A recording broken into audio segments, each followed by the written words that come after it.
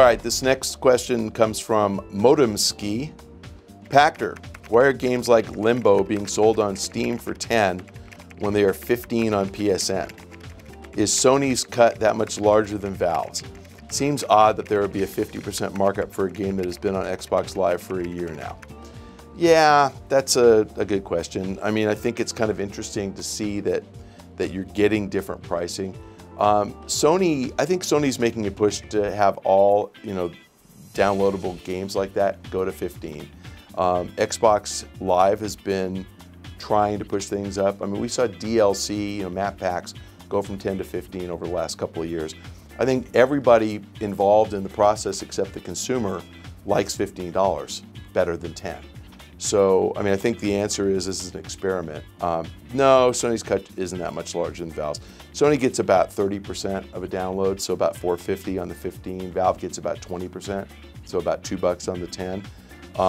But I honestly think this is just Sony trying to get the standard up to $15 because they'll make more and the developers will make more. And if you can get $15 per title, then you're going to get more content made for the PlayStation. And I think that PSN would love to get more content. If the developer is getting, in my example, $10.50 net instead of $8 net, it's a better deal for them to be on PSN. And so I think Sony's hoping that Limbo 2 will start out on PSN, and it might. Next question from Twitter comes from @TimOLP. Why don't developers outsource game testing to countries like India and China with cheap labor? I think that's starting to happen. I mean, we're seeing a lot of development being outsourced to China. As I recall, the Tom Clancy Hawks game, and I forgot the other one, not End War, were both developed in China.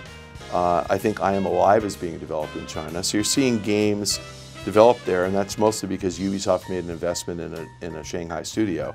But I think as the publishers get more comfortable that the talent pool in countries like that is competent and qualified, they will absolutely do that.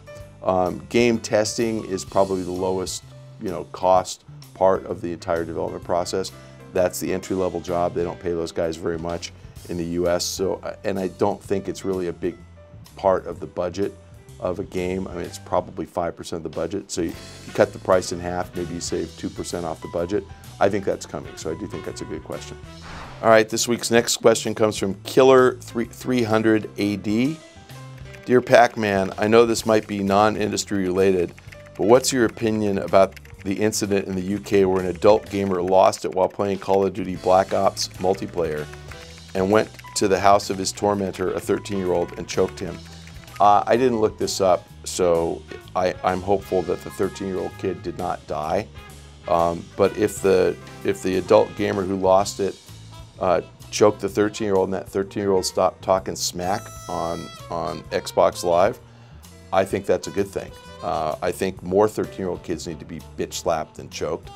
I don't really believe in corporal punishment, but one of the things that I hate the most about multiplayer is 13-year-old punks talking smack to me, so I turn the sound off. I just can't deal with it anymore. And I can understand how somebody would go crazy. I don't condone violence ever. It's never the appropriate solution. This adult gamer should have gone and talked to the parents of the 13-year-old kid, maybe choked them, but not the kid. But I think that kids who do talk trash need to grow up and learn that there's a sensitive person at the other end they're talking trash to. I saw a panel at PAX Prime talking about, women in gaming and how disrespectful multiplayer community is toward women, and how they're, disrespectful and they call people, gay slurs all the time.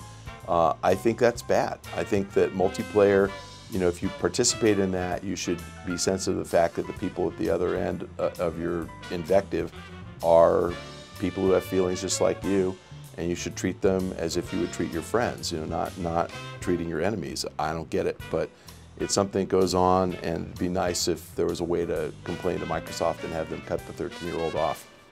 All right, fellow babies, thank you for joining us on this week's Pach-Attack.